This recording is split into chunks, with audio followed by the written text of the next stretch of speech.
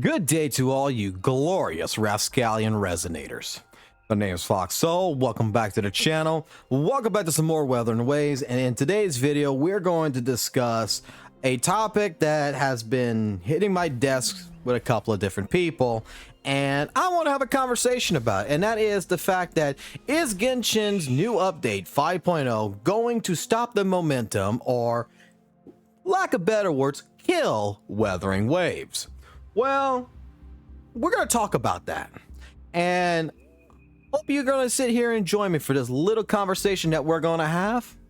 So, the bar is open. Grab yourself some cola drink, take a seat, put your feet up, and let's get into the conversation.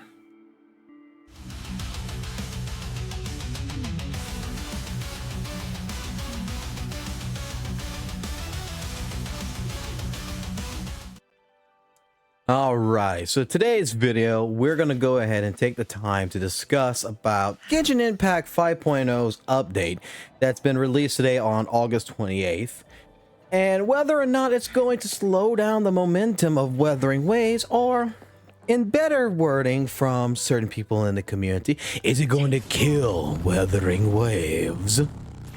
Well, honestly, I'm going to say the short answer is no to that. It's not. It won't. Wuthering Waves is going to be perfectly A-okay and fine. That is my opinion, and I am going to stick with it. But, just in case you want to get the long answer out of me in this regard, and not the short one, I'll put it this way to you. You got to think of it like this. Wuthering Waves and Genshin Impact, first and foremost, are two separate games. And Wuthering Waves itself is just starting to find its footing now.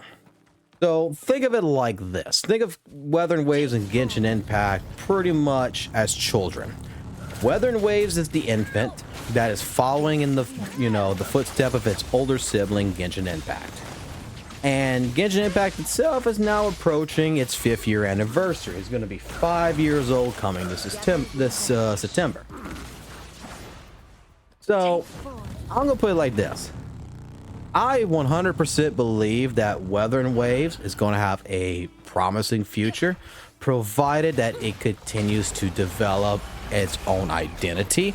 That, even though right now it's all right that it's following in the footsteps of Genshin Impact, it's following the roadmap and everything, and it's doing similar things, that it continues adding more spices into it, and then eventually, by like 2.0 or whatever, it's going to steer off in its own direction and become its own thing. That will be great. And along with that, I see a promising future with Wuthering Waves, as long as it can continue to grow with the support of a nurturing community this time. And let's talk about a nurturing community. Let's talk like, honestly, what it seems to be the current state of the Wuthering Waves community. This is my opinion, really. But to me, the Wuthering Waves community right now is a big mixture of supportive players, as well as others that are more here only for the drama and the chaos, or in general they're here just waiting until the next big update for like what happened right here with Genshin Impact, Honkai Star Rail, or whatever other gacha game they're waiting on, and that's all they're waiting for. They're not here for Wuthering Waves, they're just here to pass the time. With Genshin 5.0 update, as it's been dropped, we might see, a dip in the Wuthering Waves player base. And I'm going to think it's going to be, not a huge, big, massive drop. It's going to be more of a, a moderate low-level drop. Nothing that would even cause alarm or should feed into the notion that Wuthering Waves is going to die. The nonsense that some people have been spreading just because, when Genshin 5.0 comes, everybody's going to drop it and go play Genshin. In fact, I'm going to put it like this to you guys. I am glad that Genshin, 5.0 is coming. It's here. It's there. Because I'm glad to see that many of these players who, play Genshin Impact are going to be going back to their main game. And first, the real reason why is because, honestly, I think they're going to have more fun playing Genshin Impact than they would with Wuthering Waves, because not all of them, but there is some vocal ones that, you know, really like to compare Wuthering Waves with Genshin Impact and really make this drama mountain. And, you know, having them go back to their game and focus on their game and not focus on Wuthering Waves anymore and do these comparisons and everything else, I think it's a great thing, because, you know, there's a lot of drama that has happened in the community when it comes from these types of players.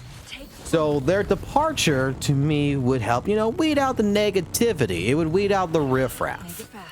And I think, like, the third main reason why I'm glad to see these players return to their main games is that this is going to allow for the remaining community to tighten up and work together to properly shape the Wuthering Waves community and the game itself into something even better than it was before. I'll say it like this, you know, I have worked with games, you know, before Wuthering Waves, and when you have multiple fan bases that is covering a new game, it does often cause problems. And what better example I can give y'all than a game that I used to cover, which was Lords of the Fallen. Lords of the Fallen suffered from this, which was the developers catered to the wrong type of feedback. That's the best way I can put it. You had people that was on Reddit, you had people that was on forums and stuff like this, that was basically places where, and it was mostly Reddit, to be honest, but places where the developers would get this information from, and people would say, you know, hey, the game's too hard, or the game's too easy, and, you know, they would, these are people that you could find that they didn't even touch, you know, Lords of the Fallen more than an hour, if that.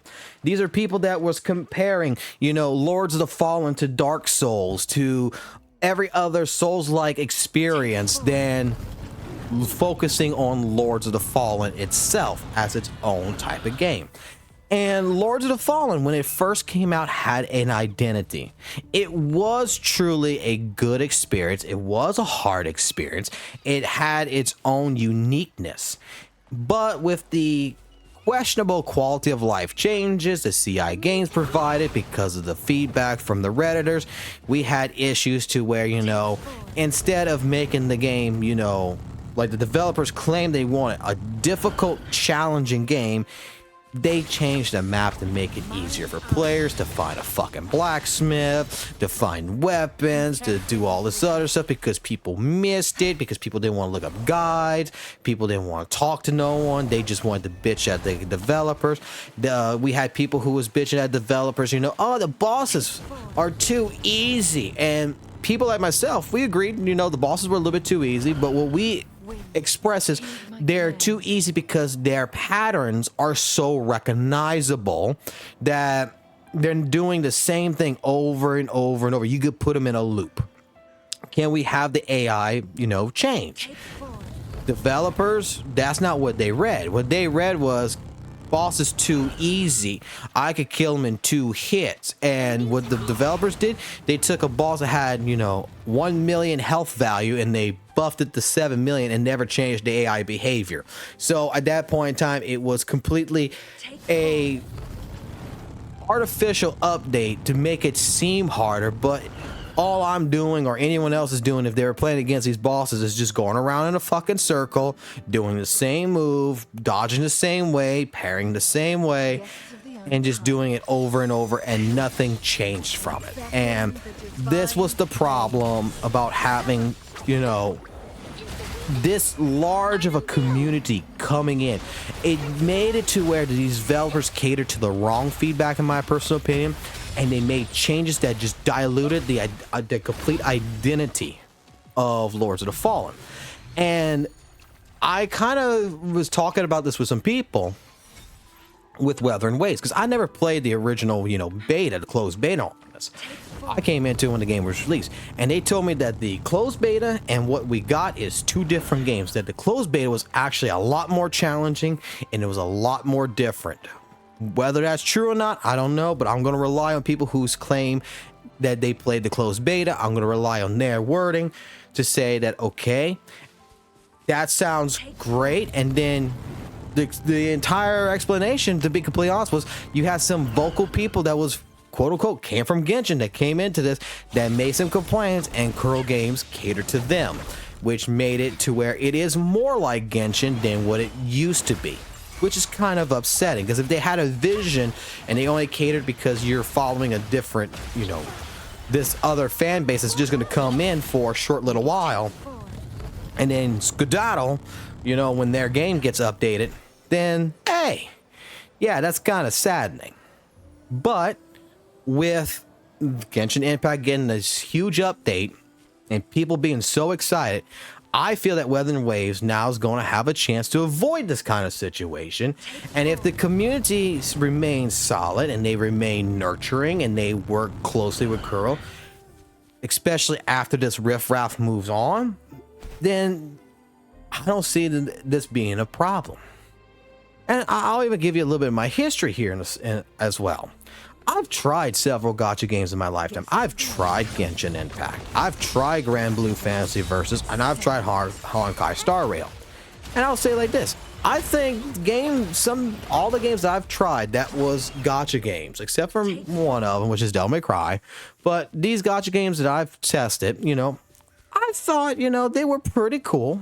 It's just that it never really stuck with me. Like Genshin Impact and I never really got along. WutheringWaves was actually one game that I expected to even add to this list, but you know, I'm pleasantly surprised that I didn't. That, you know, the game actually offered me a lot more motivational, you know, challenges that I actually loved and made me want to keep playing it.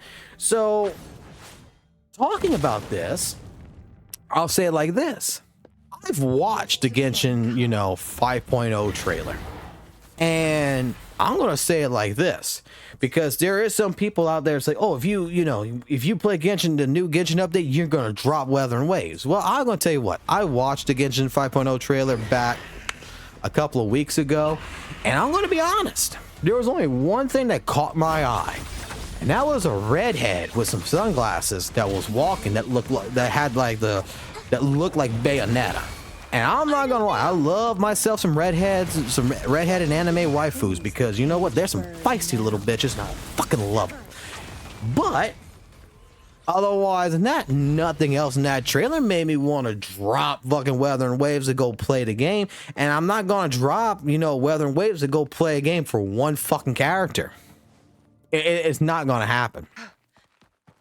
I've already had my experience with vanilla, like what I like to call vanilla Genshin, that I don't see myself going back to it.